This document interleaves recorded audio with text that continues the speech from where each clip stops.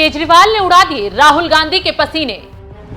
प्रधानमंत्री पर की भविष्यवाणी, गठबंधन में बवाल। आम आदमी पार्टी में आया भूचाल, क्या बिगड़ गया खेल।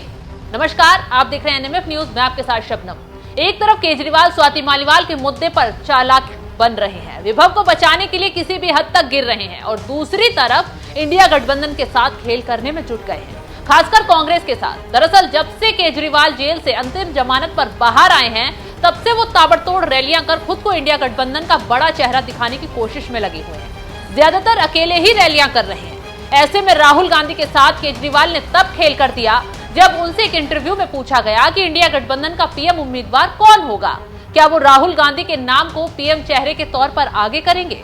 अब देखिए केजरीवाल ने क्या किया। केजरीवाल ने तो प्रधानमंत्री पद के उम्मीदवार के रूप में राहुल गांधी के बारे में सवालों को ही टाल दिया और कहते नजर आए ऐसी कोई चर्चा नहीं हुई है और इंडिया गठबंधन चुनाव नतीजों के बाद इस पर फैसला करेगा। यह एक सैद्धांतिक सवाल है, जब हम साथ बैठेंगे तो इस पर चर्चा करेंगे। तो इससे एक बात साफ हो गई है कि अगर इंडिया गठबंधन जीत भी गया तो पीएम चेहरे को लेकर बवाल मचना तय है, क्योंकि बाहर से ये लोग कितना भी दिखावा कर लें, राहुल केजरीवाल को वोट देंगे, केजरीवाल राहुल को वोट करेंगे, लेकिन जब बारी कुर्सी पर बैठने की आएगी तब ना केजरीवाल को राहुल भाएंगे और ना राहुल को केजरीवाल। ये बात अभी केजरीवाल के बयान से बिल्कुल क्लियर हो गई है। आने वाले दिनों में बवाल होने की खबरें भी सुनने को मिल सकती हैं। खैर, वैसे तो चुनावी समीकरण बता रहे हैं कि सत्ता परिवर्तन मुश्किल है।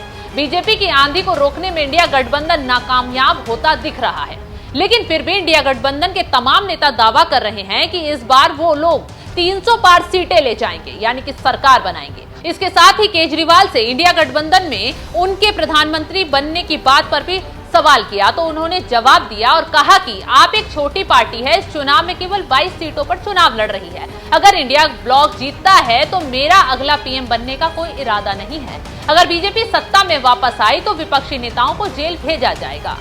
इंडिया गठबंधन जब प्रधानमंत्री का नाम ही क्लियर नहीं कर पा रहा है तो कैसे गठबंधन की आगे की स्थिति साफ हो पाएगी। खैर, अब केजरीवाल के बयान पर राहुल गांधी जरूर हैरान होंगे।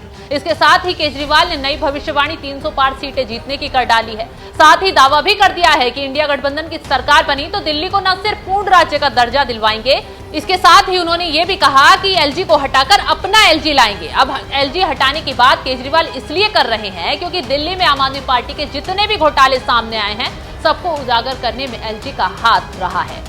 सबकी जांच के आदेश एलजी ने ही दिए हैं। शराब घोटाले में सचिव की रिपोर्ट पर एलजी ने ईडी सीबीआई जांच की सिफारिश की थी।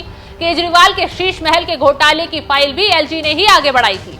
यही रीजन है कि केजरीवाल एलजी को हटाने की फिराक में लगातार लगे हुए हैं, लेकिन अपने मकसद में कामयाब होते नहीं दिख रहे हैं। खैर, अब तो आने वाली 4 जून को ही साफ हो पाएगा कि किसे सत्ता की चाबी मिलेगी, कौन सत्ता से बाहर रहेगा और केजरीवाल की ये भविष्यवाणी सही साबित होगी या नहीं। तो इस खबर पर आप क्या सोचते हैं, आपकी राय क्या है, हमें कमेंट कर जरूर बताएं।